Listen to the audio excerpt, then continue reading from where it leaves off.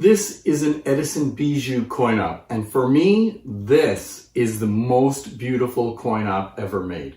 I really like a lot of these coin ops, but you know, there's something about that green color that Edison used around the 1900s. And this machine was introduced in 1901 and was made till 1908. And it's based on the gem. And there's so much about this I like. First, as I said, the green color looks amazing. And this is one of the greenest ones I've ever seen. But it's a compact size. It utilizes Edison's least expensive machine. And somehow they made it work for a coin op, which had to work over and over again. So getting a gem to do that is pretty amazing. And what's neat is you see the entire gem sitting inside it, as opposed to the other coin ops where you really just see the top of the machine. But this, you see the whole machine. So when I come in for a close-up, I think you're going to be impressed too. It's a nice little coin op. There's some features that I want to point out, so I'm going to bring the camera in now and we'll take a look at it. First, there's that beautiful banner decal. And look at that really great green color. It's just amazing. I really like these green ones. I don't know why. Unfortunately, it has a replica banner there, but I'll have to replace it with something better. And then you can see, go around to the back for a second. You can see where the coins are kept. It's hard to get this thing out, but if I pull it out there, there's the coin drawer, and there's the coins that fit. They're the larger penny size. This is a Canadian one.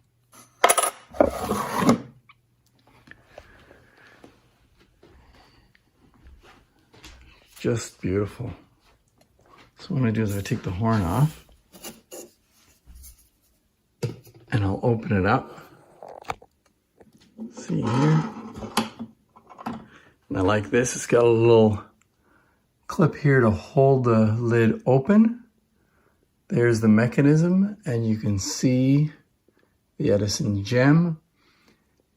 There's the coin chute, and this is how the sound comes out of the reproducer and up to where the horn is attached. And there's the gem, and you can see this ID plate here. Right. One interesting feature I noticed on this was how the crank is held in.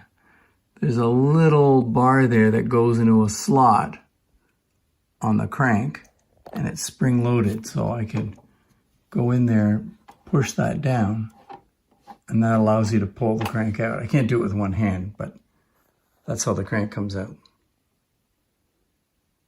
And let's get a look at some of this mechanism back here, because most of it's at the back.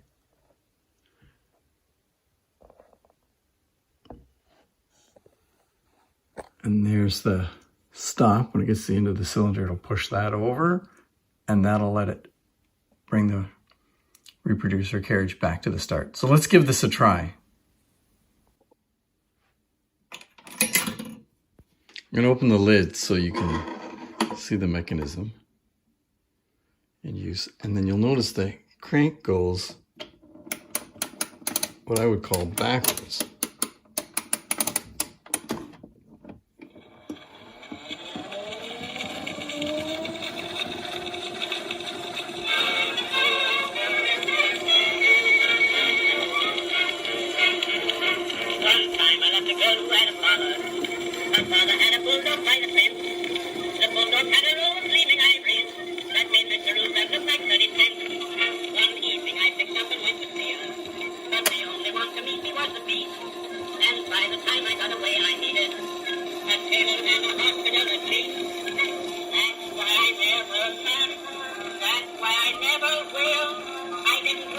But he couldn't get enough of me. That's why I'm single still.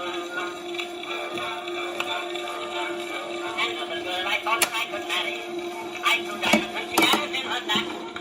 And when she had me broken, then he broke her. She told me that she's not a chap. We agreed then to return each other's threats. But my diamond I will never see a lad. I sent her back her necktie and suspenders. She sent her father's bill for coal and gas.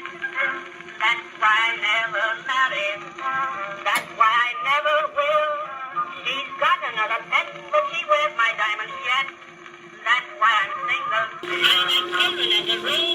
at the public school. That's why I'm single still.